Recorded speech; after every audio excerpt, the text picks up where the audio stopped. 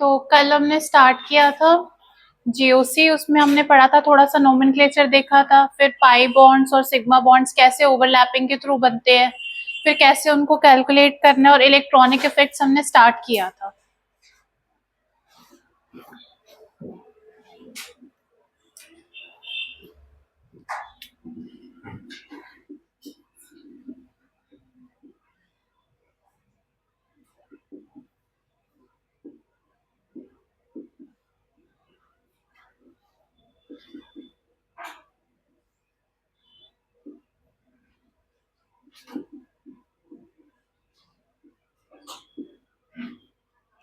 कल हमने स्टार्ट किया था पहले इंडक्टिव इफेक्ट, समझ में आया था सबको?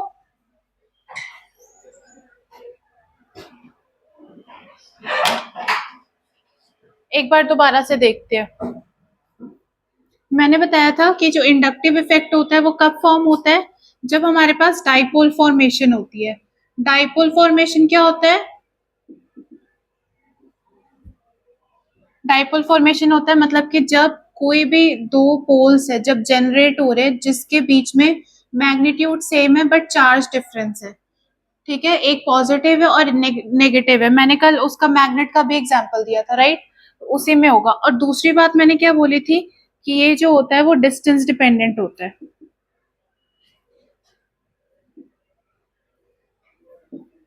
थर्ड मैंने बताया था कि ये जो होता है परमानेंट इफेक्ट होता है। परमानेंट इन द सेंस कि अगर एक बार किसी भी मॉलिक्यूल में कोई भी इंडक्टिव इफेक्ट है वो इंड्यूस हो गया, ये जो इंडक्टिव वर्ड है ये इंड्यूस से आ रहा है, डराइव हो रहा है, मतलब कि एक बार अगर कोई चार्ज है वो इंड्यूस हो गया किसी भी कंपाउंड में या मॉलिक्यूल में तो वो परमानेंटली उस चीज में रह जाएगा।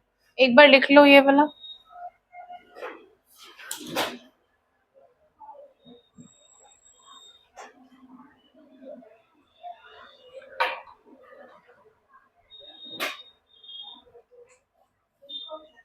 पढ़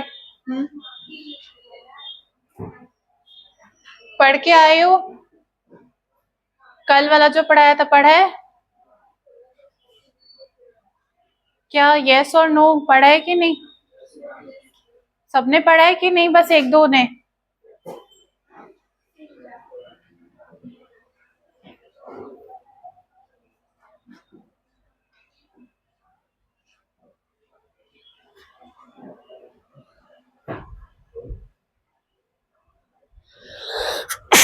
सॉरी।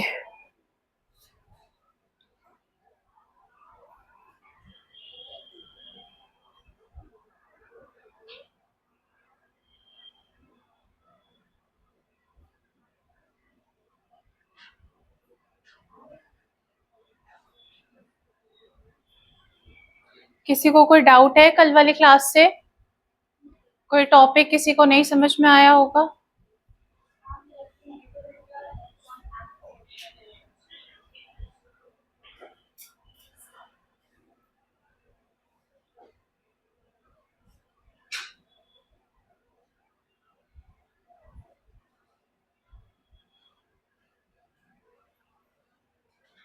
हो गया ये वाला? अब कल वाला हम दोबारा रिवाइज कर रहे हैं। इसमें इंडक्टिव इफेक्ट में मैंने फर्दर इसको कैटेगराइज किया था प्लस आई और माइनस आई इफेक्ट में। अब ये देखो, ये जो वर्ड है इंडक्टिव, ये कहाँ से डराइव हो रहा है? इंड्यूस से। इंड्यूस का क्या मतलब होता है कि अगर किसी मॉलिक्यूल में या किसी भी सब्सटेंस में हम चार्ज इंड्यूस करवा रहे हैं, मतलब पहले से उसमें चार्ज नहीं था बट कुछ ना कुछ हमने like suppose electronegative atom add कर दिया, तो उसके वजह से क्या हो गया, उस मॉलिक्यूल के अंदर चार्ज जो है वो इंड्यूस हो गया। तो इसीलिए ये जो वर्ड इंडक्टिव है वो इंड्यूस से आया। दूसरा क्या मैंने बताया था कि इस वाले को हम माइनस आई इफेक्ट भी बोल सकते हैं depending upon the nature of the atom which is attached. दूसरा हम इसको कैटेगराइज कर सकते हैं प्लस आई इफेक्ट में। माइनस आई इफेक्ट में मैंने क्या बताया था कि जब भी कोई भी हाइड्रोकार्बन की चेन है उसके ऊपर कोई भी इलेक्ट्रोनेगेटिव एटम है वो अटैच्ड है तो क्या होगा उसकी वजह से? सपोज यहाँ पे फ्लोरीन अटैच्ड है, तो फ्लोरीन का नेचर होता है कि वो इलेक्ट्रॉन्स को अपने तरफ पुल करेगा। तो अब जो भी इलेक्ट्रॉन्स अपने तरफ खींचता है उसका उसके ऊपर चार्ज आ जाता है नेगेटिव, और जो इलेक्ट्रॉन्स डोनेट करता है उसके ऊपर पॉजिटिव चार्ज आ जाता है। ठीक है, इसको हम कहते हैं माइनस आई इफेक्ट। अब ये जो माइनस आई इफेक्ट है, इससे हम एसिडिक कैरेक्टर भी डिटरमाइन कर सकते हैं, जैसे कि मैंने कल बताया था। अब सपोज कोई भी हाइड्रोकार्बन चेन है, इसके ऊपर मैं कोई भी एल्काइल ग्रुप अटैच कर दूंगी, जैसे कि CH3 C2H5 ऐसे फर्दर कुछ भी अटैच कर दूंगी, तो इस वाले ग्रुप का नेचर क्या होता है कि ये जो है वो इलेक्ट्रॉन्स डोनेट करता है। अब जो इलेक्ट्रॉन्स डोनेट करता है उसके ऊपर चार्ज आ जाता है पॉजिटिव, और जो इलेक्ट्रॉन्स एक्सेप्ट करता है उसके पास चार्ज आ जाता है नेगेटिव। इतनी बात समझ में आ गई थी सबको? नेक्स्ट मैंने बताया था पीरियोडिक टेबल में कि 17 नंबर ग्रुप होता है, इस वाले में जो ट्रेंड होता है वो हम देखते हैं। अब जैसे ही हम नीचे की तरफ बढ़ते हैं, इस ग्रुप में नीचे की तरफ बढ़ेंगे, सारे के पास लास्ट में 7 इलेक्ट्रॉन्स होंगे वैलेंस शेल में, सबको एक एक इलेक्ट्रॉन की नीड होती है, सबको एक इलेक्ट्रॉन की नीड होती है, ठीक है। तो अब देखो जैसे हम नीचे जाएंगे तो जो एटम्स का साइज है वो बढ़ता चला जाएगा। अब जब हम इसके पहले वाले ग्रुप्स जब स्टार्ट करते हैं, एल्कली ग्रुप्स या फिर एल्कली मेटल ग्रुप्स जब हम स्टार्ट करते हैं, लाइक सपोज यहाँ पे मैंने फर्स्ट ग्रुप स्टार्ट किया हाइड्रोजन से, हाइड्रोजन, लिथियम, सोडियम, पोटेशियम। इस वाले ग्रुप में क्या होता है, ये एक इलेक्ट्रॉन्स एक्सेप्ट करने की इसकी टेंडेंसी होती है। इस वाले की क्या होती है, एक इलेक्ट्रॉन, सॉरी यहाँ पे होती है एक इलेक्ट्रॉन डोनेट करने की टेंडेंसी होती है, इस वाले की होती है एक इलेक्ट्रॉन एक्सेप्ट करने की टेंडेंसी होती है, ठीक है। अब देखो ये इस सारे में से कौन सा एटम ऐसा है जो इलेक्ट्रॉन कितनी जल्दी डोनेट कर देगा, कितनी एनर्जी लग रही है उसको अपने इलेक्ट्रॉन्स को डोनेट करने के लिए, उसको हम क्या देते हैं, आयनाइजेशन इंथैल्पी। ये सुना है वर्ड कभी? इंथैल्पी जो होता है एक तरीके की एनर्जी होती है, एनर्जी को ही कांस्टेंट प्रेशर पे जब हम लेते हैं उसको हम एंथैल्पी बोल देते हैं। अभी अगर तुम्हें नहीं समझ में आ रहा ये वाला वर्ड, तो तुम ऐसे याद कर सकते हो एनर्जी एंथैल्पी की जगह। वैसे हम इसको एंथैल्पी बोलते हैं, बट अभी तुम्हें नहीं पता इसलिए इसको एनर्जी भी बोल सकते हैं। आयनाइजेशन एनर्जी क्या होती है कि जो फर्स्ट वाले जितने भी एलिमेंट होते हैं उनको इलेक्ट्रॉन्स को डोनेट करने में कितनी एनर्जी चाहिए होगी, उसको हम कहते हैं आयनाइजेशन एंथैल्पी। समझ में आ गया? नेगेटिव वाले में जिसके पास इलेक्ट्रॉन एक्सेप्ट करने की टेंडेंसी है, तो कौन सा इसमें से रेडिली इलेक्ट्रॉन्स को एक्सेप्ट कर लेगा, कितनी एनर्जी उसको लगेगी इलेक्ट्रॉन एक्सेप्ट करने के लिए, उसको हम कह देते हैं इलेक्ट्रॉन एफिनिटी।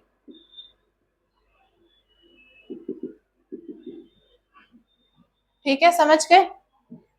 बस टर्म्स अलग अलग है। सपोज यहाँ पे मैंने इंथैल्पी लिख दिया, यहाँ पे लिख दिया एफिनिटी। एफिनिटी का जो इंग्लिश में लिटरेचर में वर्ड देखोगे, इसका मतलब होता है कैपेबिलिटी। मतलब अगर सपोज मैं तुम्हें लेक्चर दे रही हूँ, तुम्हारी अपनी कैपेबिलिटी की तुम कितना उसमें से ग्रास्प कर सकते हो, ले सकते हो, दैट इज योर एफिनिटी। वही यहाँ पे भी इस वाले एटम्स की भी एफिनिटी होती है कि वो कितने इलेक्ट्रॉन्स और कितनी जल्दी इलेक्ट्रॉन्स ले सकते हैं, वो उनकी एफिनिटी होती है, कैपेबिलिटी होती है। यहाँ पे इंथैल्पी होती है, मतलब कि अपने इलेक्ट्रॉन्स कितनी जल्दी डोनेट कर देंगे, इसको हम कह देते हैं उस एनर्जी को आयनाइजेशन एंथैल्पी। ये समझ में आ गया? डोनेट करने वाले केस में आयनाइजेशन एंथैल्पी बोलेंगे, एक्सेप्ट करने वाले केस में इलेक्ट्रॉन एफिनिटी बोलेंगे। है दोनों चीज सेम ही है, दोनों एनर्जी की हम बात कर रहे हैं। समझ गए? अभी वैसे ये पढ़ना नहीं है, 12th में पीरियोडिक टेबल होगा उसमें डिटेल में पढ़ोगे। अभी बस ऊपर ऊपर से देख लो कि वो कैसे, ये और इसमें डिफरेंस है। अब एक ट्रेंड याद कर लो, साइज और ये जो इलेक्ट्रॉन एफिनिटी होती है ये इनवर्सली प्रोपोर्शनल होगी। जिसका भी साइज ज्यादा होगा उसकी इलेक्ट्रॉन एफिनिटी कम होगी, वाइस वर्सा। इस वाले में भी size is inversely proportional to ionization enthalpy. जिसका साइज ज्यादा होगा उसकी आयनाइजेशन एंथैल्पी क्या हो जाएगी, कम हो जाएगी। अब देखो यहाँ पे भी सेम ट्रेंड फॉलो होगा, जैसे हम ग्रुप में नीचे नीचे ट्रेवल करेंगे वैसे वैसे इसका साइज बढ़ता चला जाएगा, जैसे यहाँ पे बढ़ रहा है वैसे यहाँ पे भी बढ़ेगा। अब सपोज इस वाले ग्रुप में मैं देखूंगी तो सबसे ज्यादा साइज जो होगा वो सीजियम वाले का हो जाएगा, ठीक है। और अगर मैं बात करूंगी आयोनाइजेशन एंथैल्पी की तो किसकी सबसे कम होगी, सीजियम की हो जाएगी, बिकॉज ये इनवर्सली प्रोपोर्शनल है। इसका अगर साइज ज्यादा है तो दैट मीन्स इसकी आयनाइजेशन एंथैल्पी भी कम हो जाएगी। वैसे यहाँ पे देख लो, यहाँ पे क्या होता है, इस आयोडीन वाले का साइज सबसे ज्यादा है, दैट मीन्स कि सबसे कम इलेक्ट्रॉन एफिनिटी किसकी होगी, आयोडीन की होगी। अब अगर मैं इसका साइज ट्रेंड देखूंगी इस वाले ग्रुप का, तो क्या हो जाएगा, आयोडीन, ब्रोमीन, क्लोरीन, फिर फ्लोरीन। और इसी का मैं उल्टा कर दूंगी तो क्या आ जाएगा, electron affinity, F, C L, B R और आई। बट यहाँ पे देखो ये थ्योरेटिकल है, एक्चुअल में जब हम एक्सपेरिमेंट करते हैं तो एक एक्सेप्शनल केस आता है यहाँ पे, बस ये उल्टा हो जाता है। यहाँ पे सी एल की एफिनिटी ज्यादा होती है, फिर उसके बाद ये ट्रेंड फॉलो होता है। पूरे के पूरे पीरियोडिक टेबल में सबसे ज्यादा इलेक्ट्रॉन एफिनिटी क्लोरीन की होती है। एक्सपेक्टेड ये वाला था, बट एक्चुअल में जब हम प्रैक्टिकल करते हैं तो हमें ये वाला आंसर आता है। लिख लो जिसने लिखना है।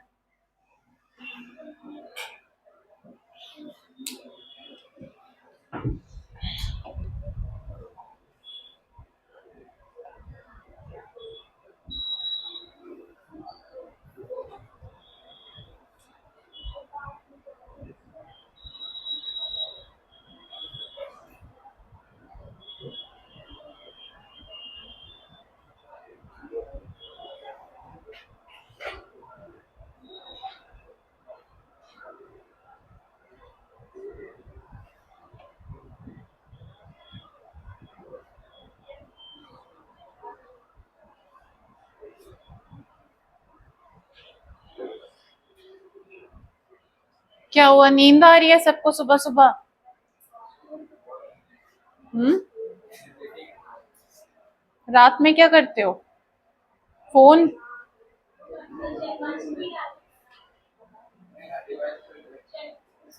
चलो आज जन्माष्टमी का हो गया, अगर नेक्स्ट क्लास में नींद आएगी फिर मैं समझ लूंगी फोन एडिक्टेड हो।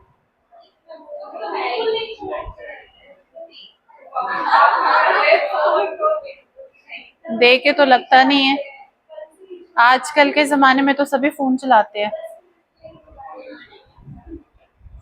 किसने किसने का लेक्चर देखा था घर जाके?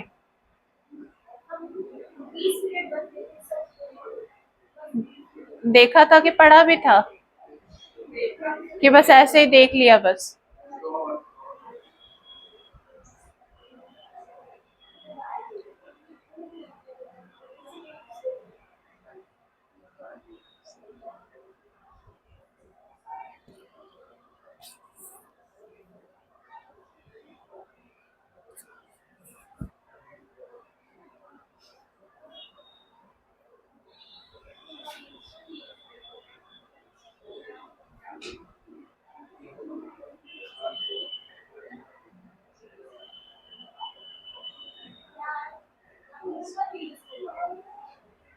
क्यों?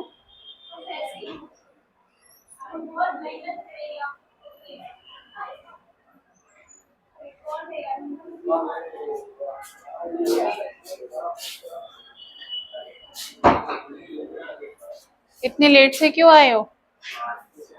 बारिश?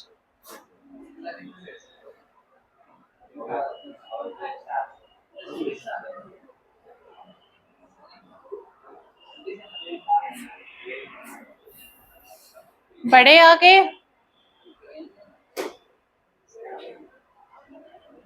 अब देखो जो भी मैं तुम्हें समझा रही हूँ वो साइड में अपनी लैंग्वेज में लिख लो, फिर बाद में याद रहेगा, क्योंकि डिटेल में बाद में पढ़ा जाएगा फिर से। बट यहाँ पे हमें थोड़ा बहुत इसका काम है, इसलिए इनऑर्गेनिक का पार्ट है जो पीरियोडिक टेबल वाला मैंने बताया, तो थोड़ा सा उसको ओवरव्यू याद रखो, जो मैंने बताया अपने लैंग्वेज में साइड में कुछ भी लिख लो।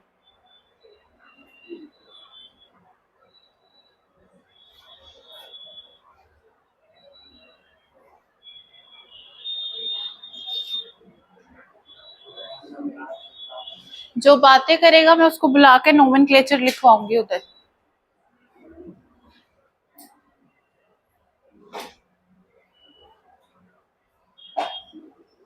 एक एक पे नजर है मेरी, कौन क्या क्या कर रहा है, यहाँ से सब दिख रहा है।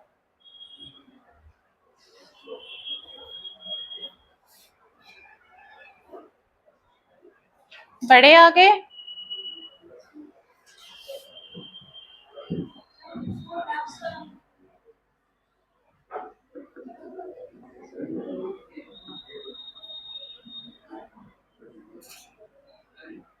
एक बार लिख लो फिर मैं अगला समझाऊंगी। लिख लिया है सबने?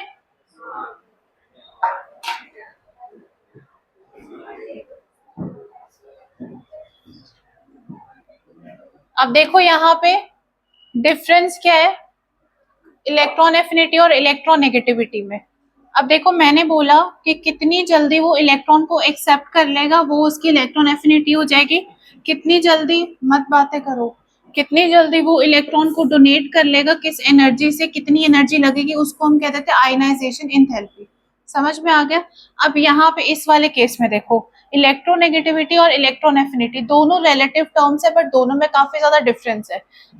जब इसने इलेक्ट्रॉन एक्सेप्ट करके अपना ऑक्टेट कंप्लीट कर लिया उस वाली एनर्जी को हम कह देते हैं इलेक्ट्रॉन एफिनिटी। अब आगे जब तुमने पढ़ा होगा स्ट्रक्चर ऑफ एटम में कि अनसर्टेनिटी होती है, मोमेंटम और टाइम जो होता है वो डिफाइन नहीं होता इलेक्ट्रॉन का। उसका एक्चुअल में क्या मतलब होता है कि जो सपोज यहाँ पे इलेक्ट्रॉन है वो कंटिन्यूअसली मूव कर रहा है अपने ऑर्बिट में, तो किसी भी पोजीशन सपोज मैं किसी इंस्टेंट पे प्रॉपर एक इंस्टेंट पे इस इंस्टेंट पे मैं ढूंढ रही हूँ कि इलेक्ट्रॉन कहाँ पे है, तो मुझे नहीं पता चलेगा कि इलेक्ट्रॉन कहाँ पे है, बट ये है कि मैं यहाँ पे गैस कर सकती हूँ कि कहीं ना कहीं इस वाले स्पेस में इलेक्ट्रॉन कहीं ना कहीं यहाँ पे ही है, बट एग्जैक्टली मैं नहीं बता सकती हूँ किसी भी टाइम पे कि हाँ इलेक्ट्रॉन इस पॉइंट पे ही है, वो डिफाइन नहीं कर सकते हैं। तो इस वाले में देखो क्या होता है इलेक्ट्रॉन्स की जो टाइम और पोजीशन होता है वो डिफाइन नहीं कर सकते, वो कंटिन्यूअसली मूव करता रहता है। वैसे यहाँ पे जब इलेक्ट्रॉन एफिनिटी होती है तो जहां पे वो मूव करता रहता है इस वाले एरिया को सपोज मैंने प्रोबेबिलिटी मार्क कर ली कि हाँ इतने एरिया में इलेक्ट्रॉन होगा, इस वाले एरिया को हम कह देते हैं इलेक्ट्रॉन क्लाउड।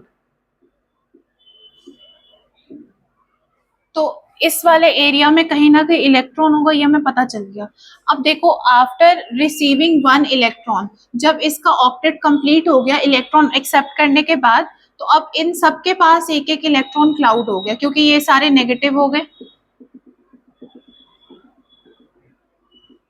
इतनी बात समझ में आ गई? सबके पास इलेक्ट्रॉन क्लाउड आ गए क्योंकि सबने ही एक एक इलेक्ट्रॉन एक्सेप्ट किया है। अब देखो आफ्टर रिसीविंग वन इलेक्ट्रॉन किसका क्लाउड सबसे ज्यादा स्ट्रॉन्ग है, मतलब इतने एरिया में मैं डिफाइन कितनी एक्यूरेसी है, कितना ज्यादा उसका इलेक्ट्रॉन क्लाउड स्ट्रॉन्ग है वो उतना ज्यादा इलेक्ट्रोनेगेटिव हो जाएगा। समझ में आया? अब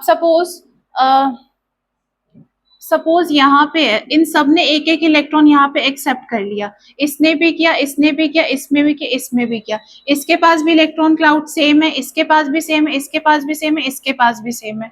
अब देखो इसका एरिया बड़ा है, रिलेटिवली जो एरिया है इसका सबका डिफरेंस आ रहा है, जितना ज्यादा एरिया डिफरेंस आएगा उतनी ज्यादा एक्यूरेसी कमती चली जाएगी। मतलब सपोज हाइड एंड सीक हम खेल रहे हैं, अगर एक छोटा सा रूम है उसमें कोई हाइड एंड सीक खेल रहा है उसको पकड़ना ज्यादा इजी है, फिर अगर कोई बड़ा सा दो रूम हो जाएंगे दोनों रूम में अगर कोई हाइड एंड सीक खेल रहा है उसको फिर पकड़ना थोड़ा डिफिकल्ट है, तीन रूम हो जाएंगे तीन रूम में किसी को पकड़ना थोड़ा और ज्यादा डिफिकल्ट है।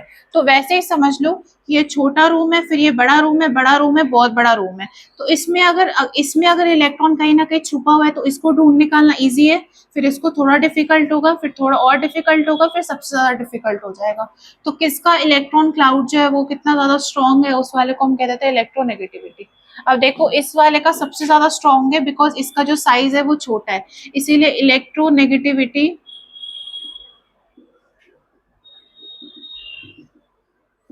ट्रेंड हो जाएगा F C L B R और आई। अब देखो नेक्स्ट हमने क्या देखा था माइनस आई इफेक्ट में कल एसिडिक कैरेक्टर हम देख रहे थे। अब देखो एसिडिक कैरेक्टर कब होता है इस वाले में जब हमारे पास C double bond O O H group attach होता है, इस वाले को हम कहते हैं कार्बोक्सिलिक एसिड। अब देखो एसिड इस वाले को हम एसिड क्यों बोलते हैं, क्योंकि यहाँ पे जो हाइड्रोजन अटैच्ड है जब मैं इसको वाटर में डिसॉल्व करवाती हूँ, कौन बातें कर रहा है कंटिन्यूअसली। अब देखो सपोज मेरे पास HCl एसिड है हाइड्रोक्लोरिक एसिड है, इसको मैं वाटर में डिसॉल्व क्या इसको मैं वाटर में डिसॉल्व करवाती हूँ तो क्या होगा H प्लस और Cl माइनस यहाँ से निकल जाएगा, तो किसी भी एसिड की प्रॉपर्टी क्या होती है, वो H प्लस को लिबरेट करता है। वैसे ही इस वाले को हम एसिड इसलिए बोलते हैं क्योंकि यहाँ पे चार्ज जो है O माइनस होता है, क्योंकि ऑक्सीजन जो होता है वो इलेक्ट्रोनेगेटिव एटम होता है, हाइड्रोजन जो होता है वो प्लस में हो जाता है। तो जब मैं इसको वाटर में डिसॉल्व करवाऊंगी, सपोज R है, R मतलब कोई भी एल्काइल ग्रुप यहाँ पे अटैच कर दो, कोई भी ग्रुप रैंडमली। तो अब यहाँ पे इसको जब मैं वाटर में डिसोसिएट करवाऊंगी तो क्या होगा, ये और H प्लस। अब ये H प्लस के वजह से क्या होगा, ये एसिडिक इन नेचर होता है। अब जितने भी सपोज यहाँ पे मैं R ग्रुप अटैच करूंगी, जितने भी कार्बोक्सिलिक लूंगी, सबके सब H प्लस निकालेंगे, बट कौन कितनी जल्दी H प्लस निकालेगा वो उतना ज्यादा स्ट्रॉन्ग एसिड हो जाएगा। तो अब कौन सबसे पहले H प्लस निकालेगा, that will depend on the inductive effect. फिर से मैंने बोला, अब सपोज बेसिक लेवल से स्टार्ट करो, तुमने शुरू से HCl H2SO4 HNO3 पढ़ा होगा, तो सबकी प्रॉपर्टी क्या होती है। सपोज HNO3 है, इसको मैं वाटर में डिसॉल्व करवाती हूँ तो क्या होता है, H प्लस और NO3 माइनस। सारे में देखोगे कॉमन क्या है,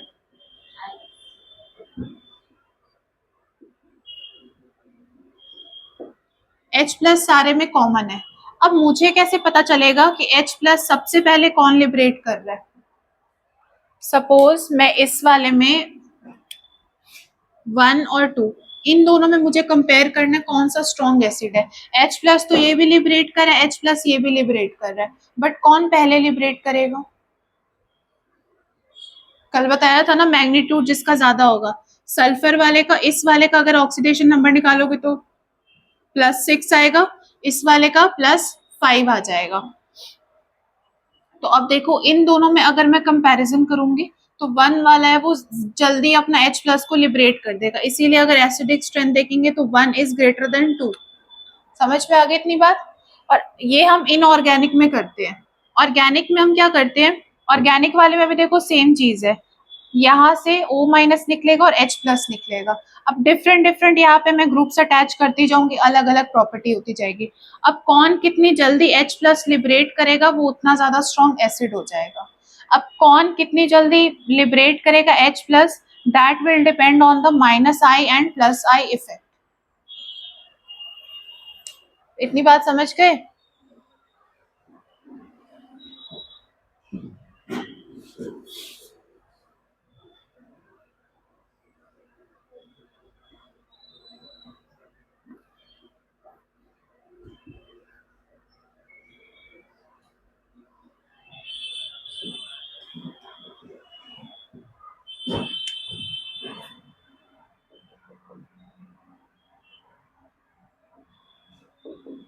अब जब हम ऑर्गेनिक में एंटर करेंगे, अब यहाँ पे हम डिफरेंट डिफरेंट ग्रुप्स देखेंगे।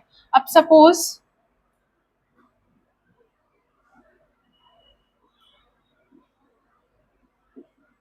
यहाँ पे COOH ग्रुप अटैच्ड है, यहाँ पे मैंने अटैच कर दिया F।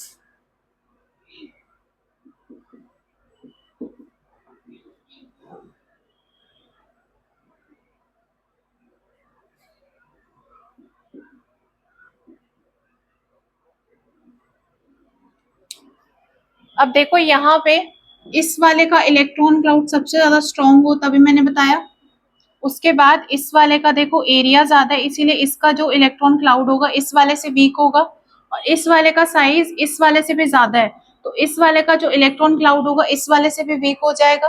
तो दैट मीन्स अगर मैं इलेक्ट्रोनेगेटिविटी ट्रेंड देखूंगी तो क्या हो जाएगा, A greater than B greater than C। तो दैट मीन्स कि एसिडिक स्ट्रेंथ भी जो हो जाएगी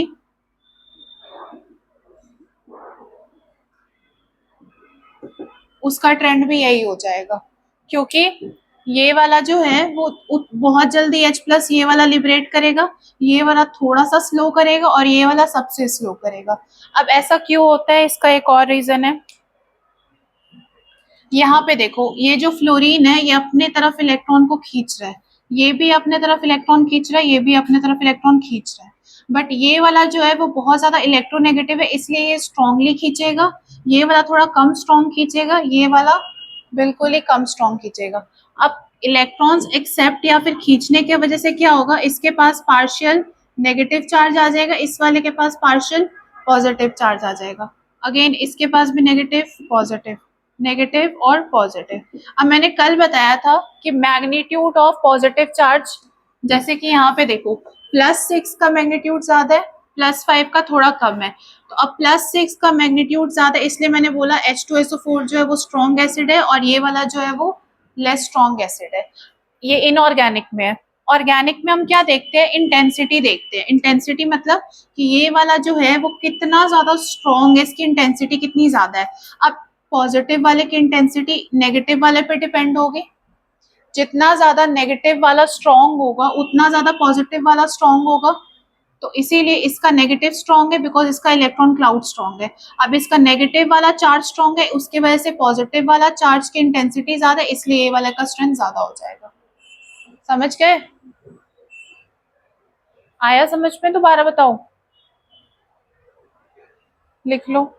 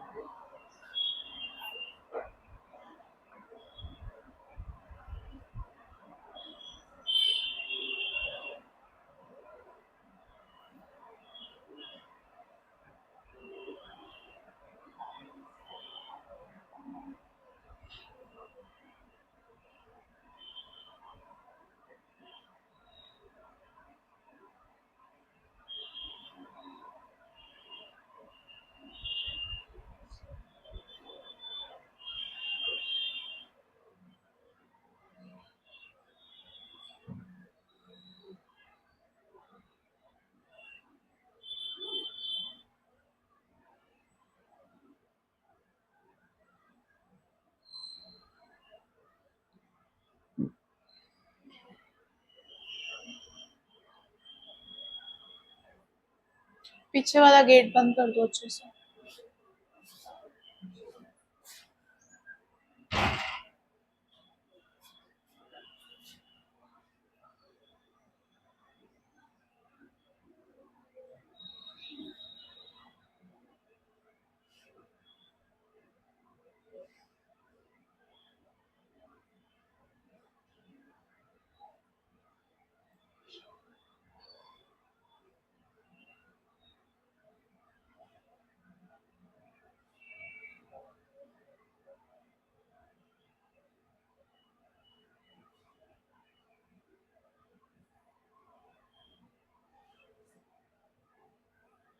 तुम लोगों का फ्रेशर्स डे कब है?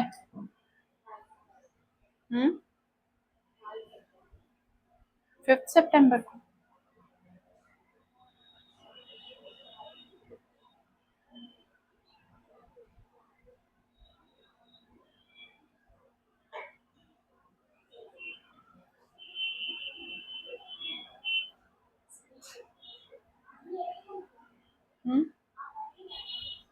शायद, मोस्ट प्रोबेबली।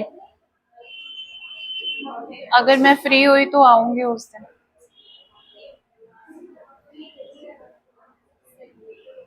क्या प्लान कर रहे हो उस दिन के लिए?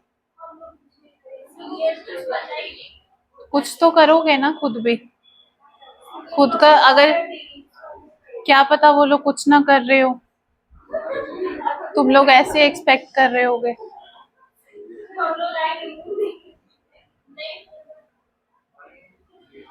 कुछ खुद का भी रखो, थीम वगैरह कुछ अपने हिसाब से, या डिस्कस कर लो उन लोगों।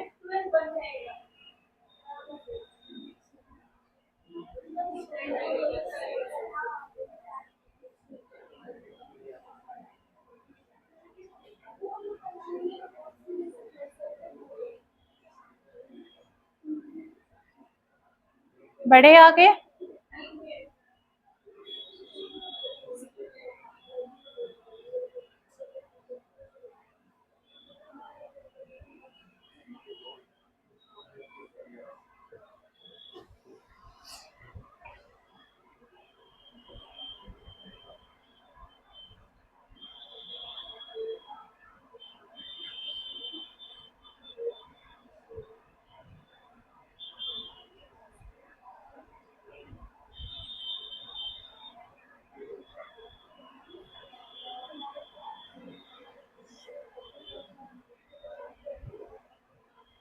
तुम लोगों ने फेयरवेल भी देना है उन लोगों को, 12th वालों को।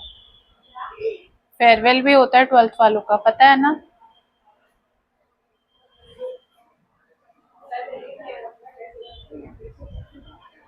अच्छा, पहले देखोगे वो कैसे कर रहे हैं, फिर उस अकॉर्डिंग रेसिप्रोकेट करोगे।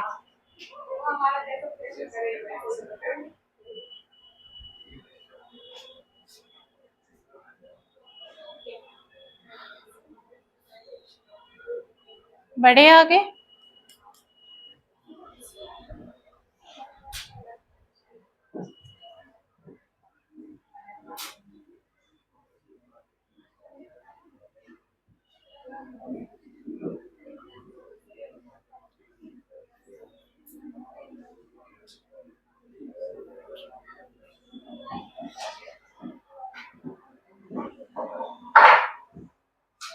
अब देखो, पहला फैक्टर हमने देख लिया डिपेंडिंग अपॉन इलेक्ट्रोनेगेटिविटी।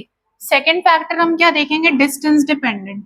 मतलब ये हम माइनस आई इफेक्ट ही पढ़ रहे हैं यहाँ पे अभी।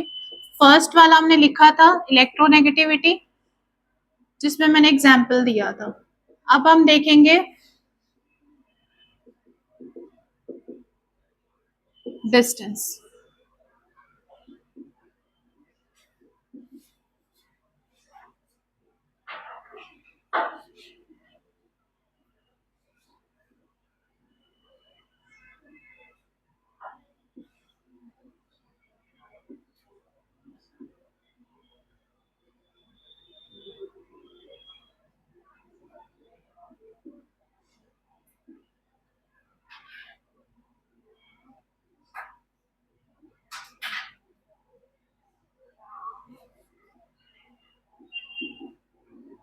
अब देखो यहाँ पे इस वाले का, यहाँ पे डिस्टेंस जो है एसिडिक वाले ग्रुप के साथ बिल्कुल पास में है, कम है डिस्टेंस यहाँ पे। यहाँ पे जो रिलेटिव डिफरेंस है वो और ज्यादा थोड़ा दूर है, और यहाँ पे बिल्कुल ही फार अवे है। ठीक है, अब देखो यहाँ का जो इलेक्ट्रॉन क्लाउड है वो इस वाले कार्बन पे, मतलब ये जो कार्बोक्सिलिक वाला कार्बन है, इस वाले को हाइड्रोजन लिबरेट करवाने में इजी कर रहा है, क्योंकि इसके वजह से यहाँ पे पार्शियल पॉजिटिव चार्ज आ रहा है और यहाँ पे भी पार्शियल पॉजिटिव चार्ज आ रहा है। तो अब जितना ज्यादा ये इस वाले ग्रुप के साथ पास में होगा, उतना ज्यादा इसको जो हाइड्रोजन है लिबरेट करने में इजी हो जाएगा। तो इसीलिए जितना कम डिस्टेंस होगा उतना ज्यादा स्ट्रॉन्ग एसिड हो जाएगा।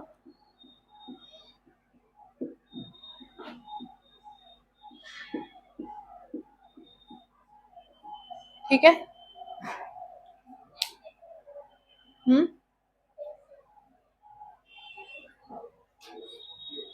सिंपल है इसमें। ये जो इलेक्ट्रोनेगेटिव ग्रुप है, देखो इसमें इसका भी क्लाउड सेम होगा, क्योंकि ये भी फ्लोरीन है, ये भी फ्लोरीन है, ये भी फ्लोरीन है। इसमें हम कुछ डिस्टिंग्विश नहीं कर सकते, क्योंकि तीनों की इलेक्ट्रोनेगेटिविटी सेम है, बिकॉज तीनों ही फ्लोरीन है। बस यहाँ पे डिस्टेंस देखना है। कार्बोक्सिलिक वाले ग्रुप से, मतलब जो एसिड वाला ग्रुप है, उसके साथ इसका डिस्टेंस बिल्कुल पास में है, इसीलिए ये जल्दी H प्लस रिलीव कर देगा।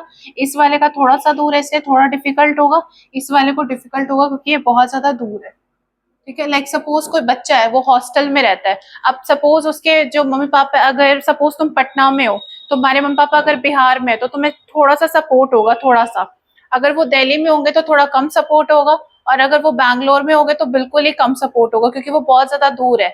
तो सेम इसको भी वैसे ही समझ लो। ये वाला इसके पास में है, इसलिए इसको जल्दी लिबरेट हो जाएगा, या थोड़ा दूर है तो थोड़ी डिफिकल्टी होगी, इस वाले को बहुत ज्यादा डिफिकल्टी हो जाएगी। अंडरस्टूड? समझ में आया? बड़े आगे।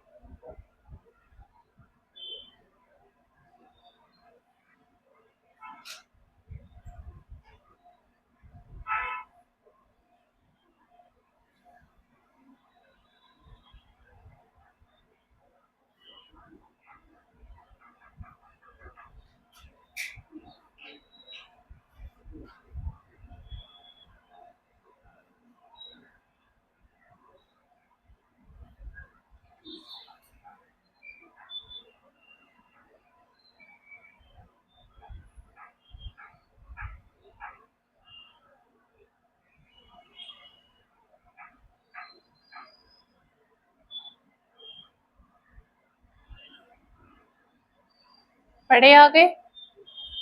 कल मैंने बोला था कि पाई बॉन्ड्स और सिग्मा बॉन्ड्स कैलकुलेशन वाला एनसीईआरटी क्वेश्चन करना, किया है तुम लोगों ने? नहीं किया? अब करोगे, ठीक है। अब कल ऑर्गेनिक की क्लास नहीं है, अब जब नेक्स्ट लगेगी तो करना है, मैं चेक करूंगी। नहीं,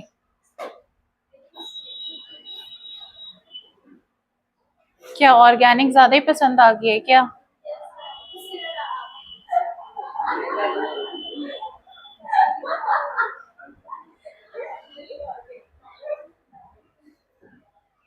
चलो बढ़े आगे।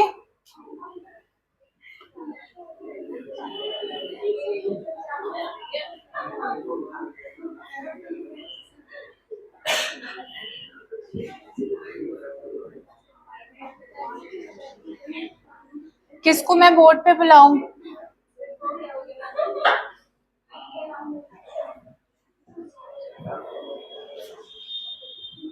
अब देखो यहाँ पे पहले हमने माइनस माइनस आई इफेक्ट पढ़ा था, अब हम प्लस आई इफेक्ट देखेंगे। प्लस आई में क्या था? किसको बुलाऊं मैं इधर? बुला लूं मैं पूरे के पूरे रो को, एक एक क्वेश्चन दूंगी, सब एक एक क्वेश्चन सॉल्व करना है यहाँ पे।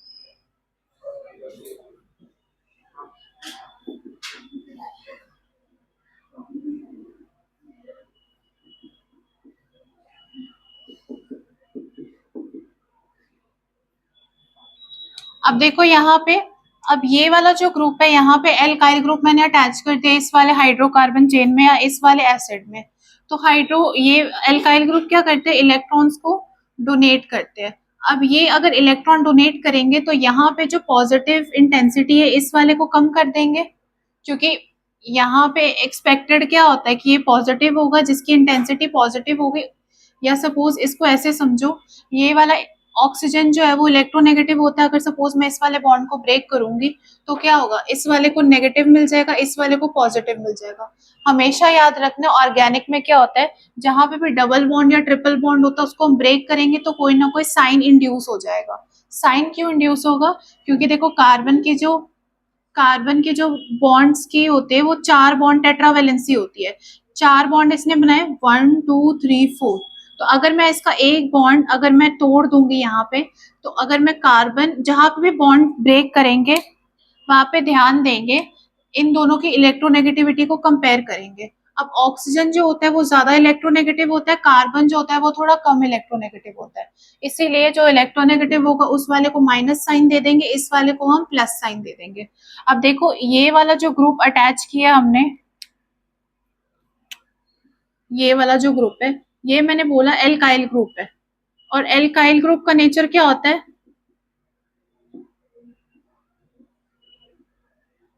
इलेक्ट्रॉन डोनेटिंग नेचर होता है इसका। तो इलेक्ट्रॉन डोनेट करने की वजह से क्या होगा, ये वाला अब इलेक्ट्रॉन एक्सेप्ट करना स्टार्ट कर देगा। तो एक्सेप्ट करेगा तो दैट मीन्स इसका जो पॉजिटिव वाला है इसके ऊपर नेगेटिव वाले का भी इम्पैक्ट आ जाएगा। तो पॉजिटिव के ऊपर अगर मैं नेगेटिव डाल दूंगी तो इसकी इंटेंसिटी क्या हो जाएगी, कम हो जाएगी। Suppose suppose just for example, पहले इसका पॉजिटिव चार्ज का मैग्नीट्यूड 10 था, अब यहाँ पे ये 2 इलेक्ट्रॉन्स यहाँ से एक्सेप्ट कर रहे हैं, तो इसका जो चार्ज ओवरऑल नेट चार्ज हो जाएगा वो क्या हो जाएगा, +8 हो जाएगा। दैट मीन्स कि इसका इंटेंसिटी या मैग्नीट्यूड जो मर्जी जैसे समझना समझ लो, पहले 10 था अब ये 8 हो गया, इसका मतलब कि पॉजिटिव जो मैग्नीट्यूड है वो कम हो गया, तो इसकी एसिडिक स्ट्रेंथ भी कम हो जाएगी। तो अगर मैं इलेक्ट्रोनेगेटिव एटम लगाऊंगी तो वो उल्टा हो जाएगा, उसका प्लस हो जाएगा। और अगर मैं ऐसा कोई एल्काइल ग्रुप अटैच करूंगी जो कि इलेक्ट्रॉन इसको दे रहा है, उससे इसकी इंटेंसिटी कम हो जाएगी, जिसकी वजह से इसका जो एसिडिक कैरेक्टर है वो भी कम हो जाएगा।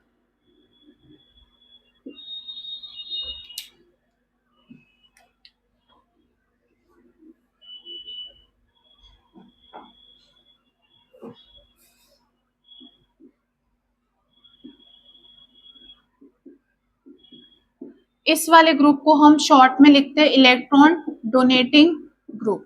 तो अगर जैसे ही हम इलेक्ट्रॉन डोनेटिंग ग्रुप अटैच करेंगे इस वाले चेन में तो उसका एसिडिक कैरेक्टर कम हो जाएगा, बिकॉज उसका जो पॉजिटिव चार्ज की इंटेंसिटी है वो कम हो जाएगी। ठीक है, इसको लिख लो।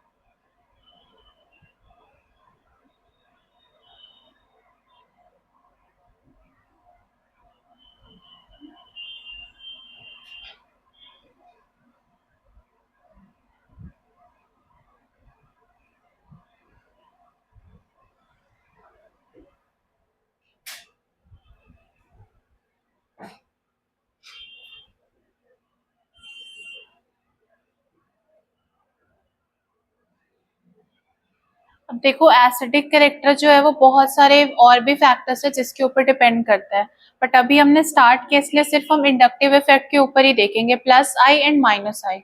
जैसे हम चारों इलेक्ट्रॉनिक इफेक्ट्स कंप्लीट कर लेंगे, रेजोनेंस वगैरह, फिर रेजोनेंस पे भी ये जो एसिडिक कैरेक्टर है वो डिपेंड करेगा। तो अभी के लिए बस इतना ही है, अब क्योंकि आगे अभी रेजोनेंस पढ़ा नहीं इसलिए समझ में नहीं आएगा। एसिडिक स्ट्रेंथ एक बहुत थोड़ा और बड़ा भी टॉपिक है इसके ऊपर, अभी बस इसका फर्स्ट पार्ट है ये।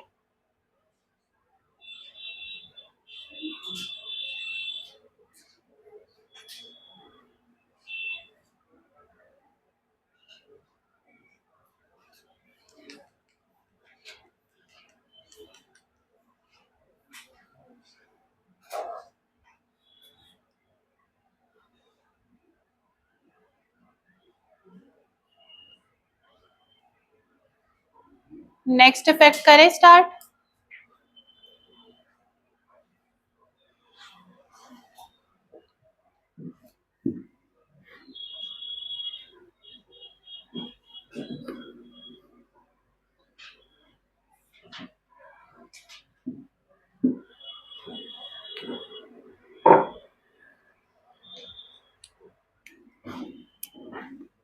अब ये वाला जो इफेक्ट है ये भी बहुत इजी है, बट ध्यान दोगे, ठीक है? एक भी स्टेप मिस होगा तो समझ में नहीं आएगा।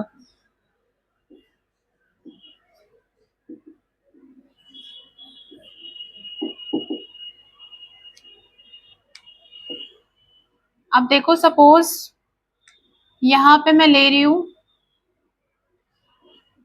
ये कौन सा ग्रुप है? अगर यहाँ पे मैं H अटैच कर दूंगी तो क्या हो जाएगा? ये एल्डिहाइड हो जाएगा। और अगर सपोज इस वाले में दोनों तरफ मैं एल्काइल ग्रुप अटैच कर दूंगी तो इस वाले को हम कह देते हैं कीटोन। अगर हाइड्रोजन एक फिक्स है और ये कार्बन और ये है तो इसको हम एल्डिहाइड बोलते हैं, और अगर दोनों तरफ कोई ना कोई एल्काइल ग्रुप है तो दैट मीन्स उसको हम कीटोन बोलते हैं। अब इसमें देखो एल्डिहाइड और कीटोन में ये वाला जो ग्रुप है वो कॉमन है, ठीक है? इस वाले CO बॉन्ड को या CO ग्रुप को हम कह देते हैं कार्बोनिल ग्रुप। समझ गए? अब देखो इसका मैकेनिज्म। इलेक्ट्रोमेरिक इफेक्ट जो होता है वो एक टेम्पररी इफेक्ट होता है।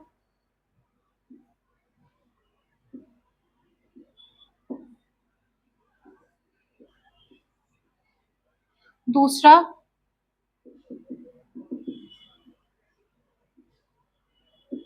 it will depend upon the nature of attacking species।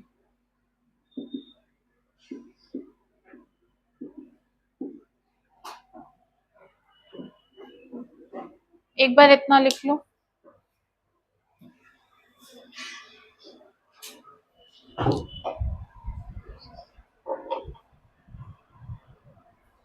इसके बाद कौन सी क्लास है?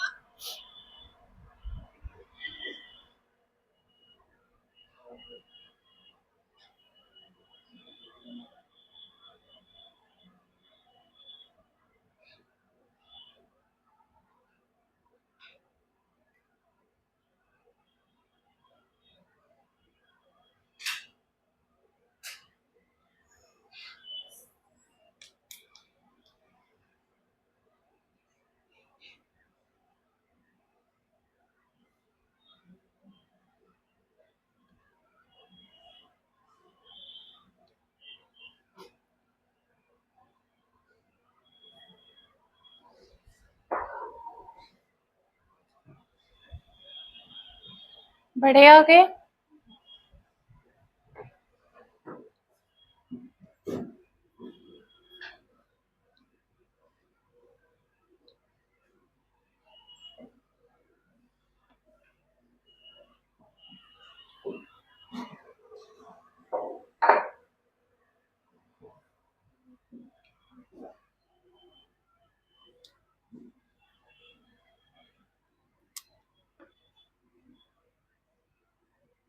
अब यहाँ पे मैं एक कार्बोनिल ग्रुप लूंगी। अब मैंने अभी बताया था कि इस वाले को जब हम ब्रेक करेंगे यहाँ से इस वाले बॉन्ड को, सपोज इन दोनों में से, तो अब कार्बन और ऑक्सीजन में इलेक्ट्रोनेगेटिव कौन सा होता है? ऑक्सीजन होता है। तो अब इस वाले को मैं क्या करूंगी, ये नेगेटिव और ये पॉजिटिव। अब हमारे पास ये वाली स्पीशी हो गई है। अब ये जो इफेक्ट होता है ये टेम्पररी क्यों होता है? क्योंकि देखो यहाँ पे एक बार ये ब्रेक हो गया, ये चार्ज फिक्स हो गया, बट अब जो मैं स्पीशीज के साथ इसको अटैक करवाऊंगी उसके ऊपर वो डिपेंड करेगा। सपोज इस वाले में भी हम कैसे इसको कैटेगराइज कर सकते हैं, plus E effect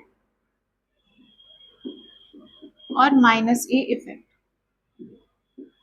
plus E effect में क्या होगा, सपोज इस वाले का रिएक्शन मैं किसी भी H प्लस आयन के साथ करवा रही हूँ,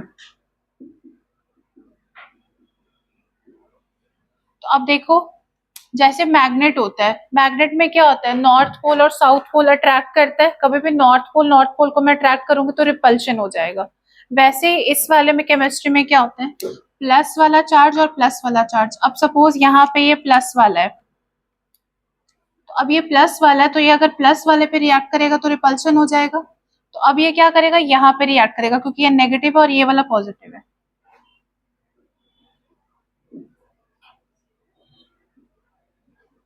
अब देखो इसका और इसका चार्ज न्यूट्रलाइज हो चुका है। न्यूट्रलाइज का मतलब यहाँ पे माइनस वन चार्ज था और इसका चार्ज था +1, तो +1 और -1 इज इक्वल टू 0, बट इसका चार्ज न्यूट्रलाइज नहीं हुआ है। ठीक है, तो यहाँ पे देखो जब हमने स्टार्ट किया था तो हमारे पास दो चार्जेस थे, मतलब एक डाइपोल था, एक पॉजिटिव था और एक नेगेटिव था। एक वाला हमारे पास न्यूट्रलाइज हो गया इस वाले H प्लस के साथ। लास्ट में हमारे पास कौन सा चार्ज रह गया, प्लस चार्ज रह गया, और जो हमने रिएक्टेंट स्पीशी यूज किया वो भी प्लस चार्ज वाली थी, इसीलिए इस वाले को हम कह देंगे प्लस ई इफेक्ट। मतलब कि जब जो रिएक्टिंग स्पीशी है उसका जो चार्ज है पॉजिटिव है, और जब हमारे पास रिएक्ट मतलब प्रोडक्ट आया उसके ऊपर भी जो पॉजिटिव चार्ज है वो न्यूट्रलाइज नहीं है, अभी भी है, इस वाले को हम कह देंगे प्लस ई इफेक्ट। समझे? बस प्लस माइनस ही करना है यहाँ पे। इस वाले को कहाँ से मैंने स्टार्ट किया, इस वाले को मैंने ब्रेक किया, एक को प्लस कर दिया एक को माइनस कर दिया। ठीक है, अब इसको मैंने H प्लस के साथ रिएक्ट करवा दिया, तो ये वाला जो है ऑक्सीजन यहाँ पे +1 और -1 न्यूट्रलाइज होके 0 चार्ज हो गया, इसका चार्ज खत्म हो गया। बट यहाँ पे इस वाले का चार्ज न्यूट्रलाइज करने के लिए हमारे पास कुछ भी नहीं है, तो जहां से स्टार्ट किया था वहां पे एंड हो गया, मतलब यहाँ पे ये वाला जो चार्ज है न्यूट्रलाइज नहीं हुआ, इसलिए इसको हम प्लस ये इफेक्ट कह देंगे। अब सपोज इस वाले को मैं दोबारा से ले रही हूँ, प्लस और ये माइनस। अब सपोज मैं नेगेटिव स्पीशी के साथ रिएक्ट करवा रही हूँ, Cn- आयन है। अब ये वाला देखो, ये वाला किस पे रिएक्ट करेगा, इस वाले पे, प्लस वाले पे, तो अब एंड ऑफ द रिएक्शन पे हमारे पास क्या आ जाएगा यहाँ पे, अब देखो रिएक्टिंग स्पीशी का चार्ज कितना है, नेगेटिव है, इस वाले का न्यूट्रलाइज हो गया +1 एंड -1, तो यहाँ का 0 हो गया, बट यहाँ पे अभी भी चार्ज है, ये वाला न्यूट्रलाइज नहीं हुआ। अब एंड में भी नेगेटिव है और जो रिएक्टिंग स्पीशी है वो भी नेगेटिव है, इसीलिए ये वाला हो जाएगा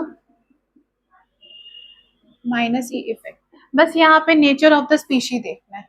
ठीक है, और ये टेम्पररी इफेक्ट क्यों है खुद ही देख लो, यहाँ पे बार बार चार्ज चेंज हो रहा है, यहाँ पे इस वाले में पॉजिटिव रह गया था, इस वाले में नेगेटिव रह गया, मतलब कैसा तुम रिएक्टिंग स्पीशी ऐड कर रहे हो उसके ऊपर इसका चार्ज डिपेंड करेगा, इसीलिए इसको हम टेम्पररी इफेक्ट बोलते हैं। समझे?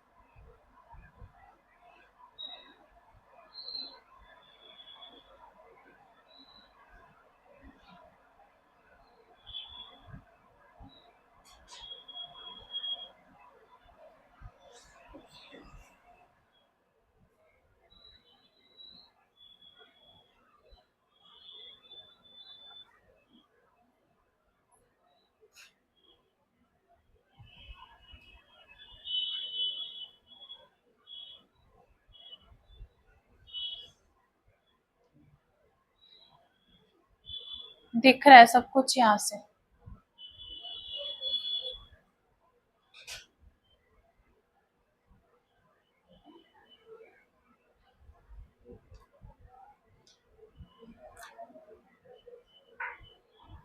देखो कैमरा ऑन है, मत करो।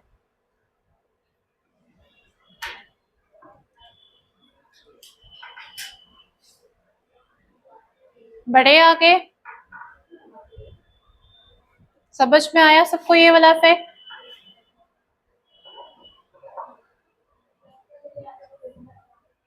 हम्म।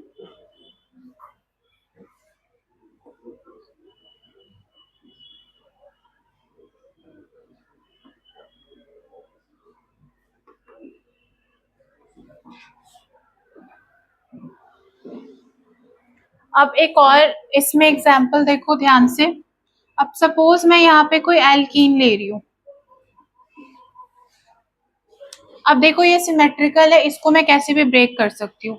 ब्रेक इन द सेंस कि अगर इस वाले मैं बॉन्ड को ब्रेक करूंगी, चाहे मैं इस वाले को पॉजिटिव नेगेटिव दे दूं या उल्टा भी दे दूं तो सेम चीज है, क्योंकि ये सिमेट्रिकल केस है। ठीक है, तो अब अनसिमेट्रिकल केस पे आएगा, बट वो आगे जाके देखो। अभी बस ये देखो कि ये सिमेट्रिकल केस है, एक को मैंने प्लस में ओपन कर दिया, एक को मैंने माइनस में ओपन कर दिया। समझ गए? नेक्स्ट वाले में देखो, इस वाले को मैं कैसे लिख सकती हूँ।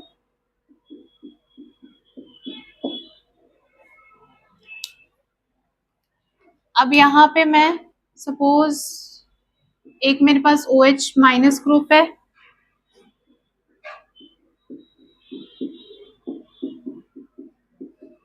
अब इसका मैकेनिज्म बताओ कैसे होगा। बस प्लस माइनस ही करना है और कुछ नहीं है। यहाँ पे माइनस वाला है तो प्लस वाले पे अटैक करेगा, प्लस वाला है तो माइनस वाले पे अटैक करेगा। अब एक चीज याद रखना, यहाँ पे जो एरो की डायरेक्शन है, हमेशा जो नेगेटिव वाला होगा वो पॉजिटिव पे अटैक करेगा। देख रहे हो यहाँ पे डायरेक्शन, एरो हेड जो है वो पॉजिटिव वाले पे, यहाँ पे देखो इस टाइप का है। ऑर्गेनिक में इस चीज का ध्यान रखना है। अब देखो यहाँ पे इस वाले का चार्ज न्यूट्रलाइज हो गया,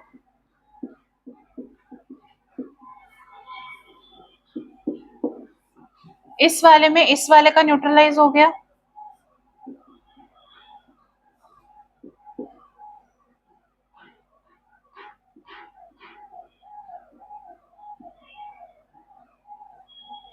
अब देखो यहाँ पे अटैकिंग स्पीशीज जो थी वो पॉजिटिव थी, यहाँ पे नेगेटिव, और नेगेटिव चार्ज यहाँ पे वापस हमारे पास रह भी गया, तो इस वाले को मैं कह दूंगी -A इफेक्ट, इस वाले को कह देंगे +A।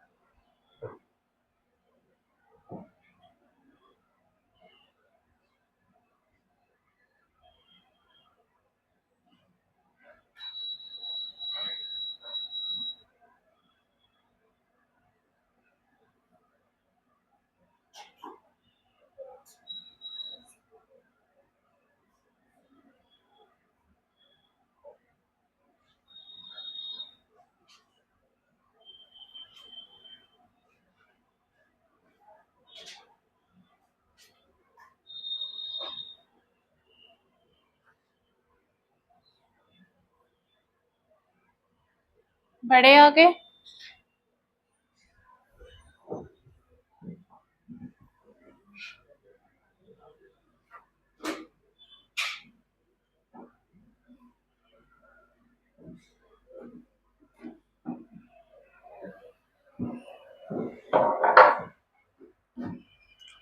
अब एक रिएक्शन करके देखो यहाँ पे।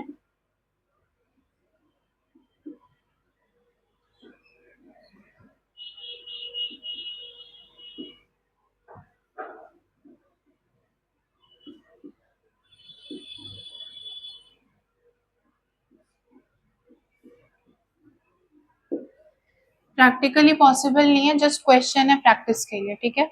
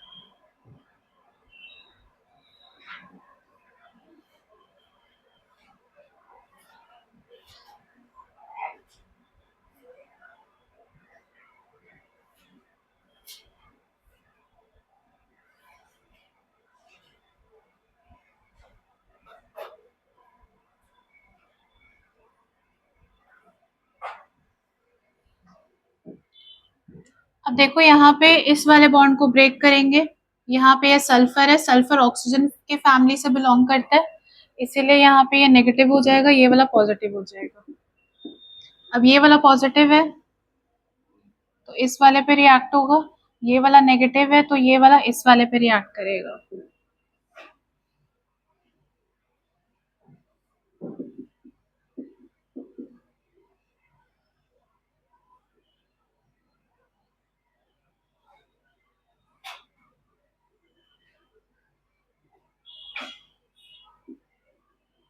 ये हो जाएगा प्लस ई इफेक्ट, ये हो जाएगा माइनस ई इफेक्ट।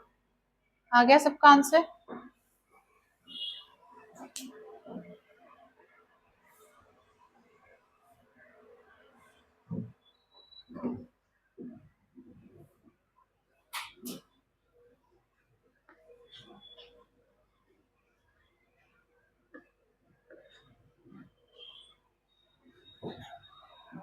अब नेक्स्ट इफेक्ट है हाइपर कॉन्जुगेशन, नेक्स्ट क्लास में स्टार्ट करेंगे, बस मैं ओवरव्यू थोड़ा सा बता रही हूँ।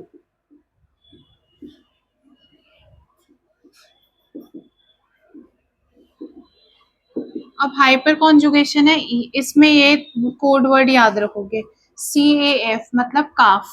काफ का मतलब होगा के का मतलब सी का मतलब हो जाएगा कटायन, ए का मतलब एल्कीन, एफ का मतलब हो जाएगा फ्री रेडिकल।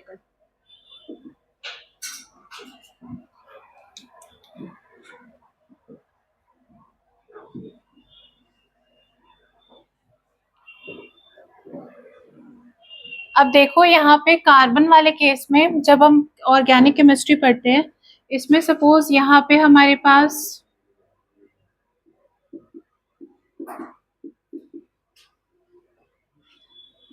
अब सपोज यहां से मैं इस वाले बॉन्ड को ब्रेक करती हूँ,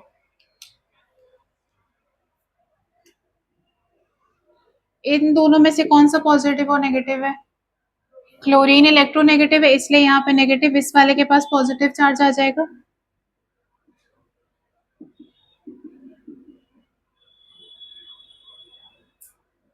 माइनस Cl माइनस का मतलब होगा कि इस वाले स्ट्रक्चर से हम Cl माइनस आयन को निकाल रहे हैं, ठीक है।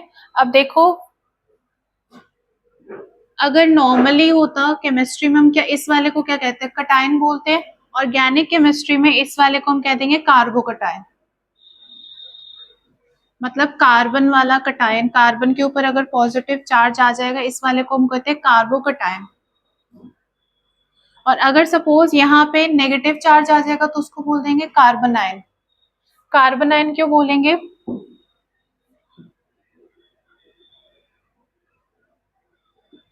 अब यहाँ पे देखो मैंने O और C एक साथ जोड़े हैं क्योंकि ये वाला वोवेल है और ये वाला कॉन्सोनेंट है। यहाँ पे देखो अगर मैं यहाँ पे कार्बो अनायन लिखूंगी तो ये वाला O जो है वोवेल है और A भी वोवेल है, इसीलिए दोनों वोवेल को हम एक साथ नहीं लिख सकते, इसलिए इसका O हम नहीं लिखते, यहाँ पे हम सिर्फ लिखते हैं कार्बन आयन। अगर कार्बन के ऊपर नेगेटिव चार्ज है तो कार्बन आयन हो जाएगा, कार्बन के ऊपर अगर पॉजिटिव चार्ज है तो दैट मीन्स कार्बोकटायन हो जाएगा। समझ गए? अब हाइपर कॉन्जुगेशन जो हम नेक्स्ट क्लास में करेंगे, इसमें ये जो है ये इन तीनों में ही देखी जाती है, एक कार्बोकटायन में देखी जाएगी, दूसरा एल्कीन। एल्कीन वाला तुम्हें पता है जहां पे डबल बॉन्ड होता है कार्बन कार्बन के बीच में, इस वाले को हम कहते हैं एल्कीन। रेडिकल, रेडिकल में क्या होता है? अब सपोज यहाँ पे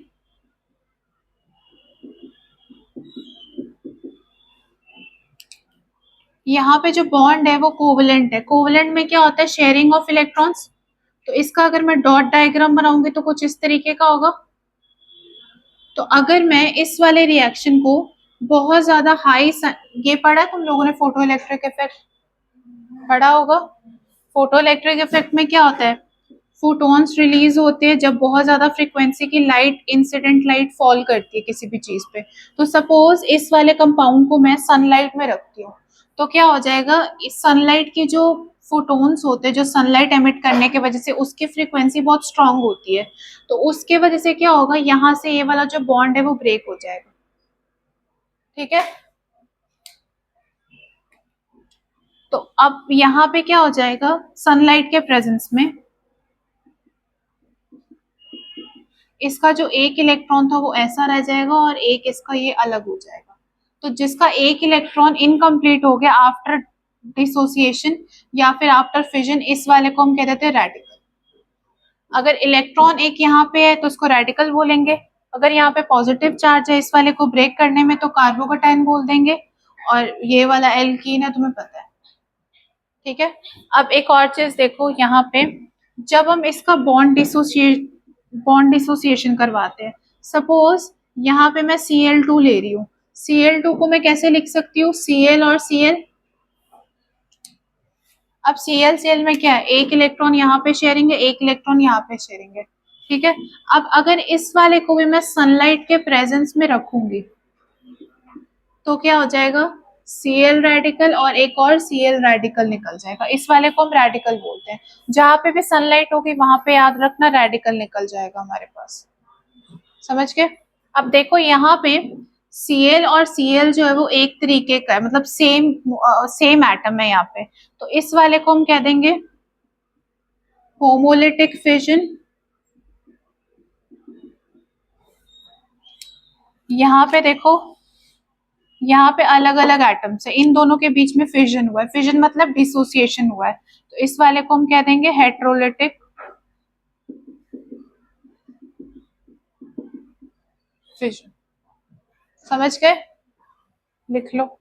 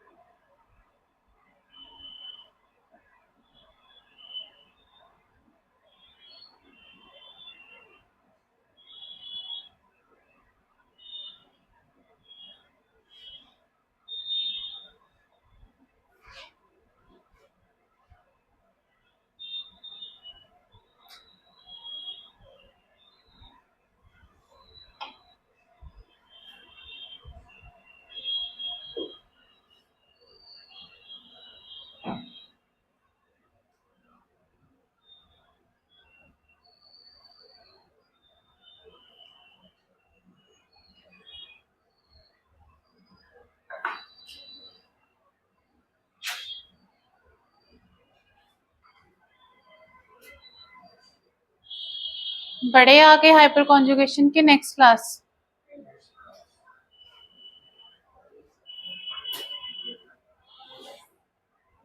रिकॉर्डिंग ऑफ कर।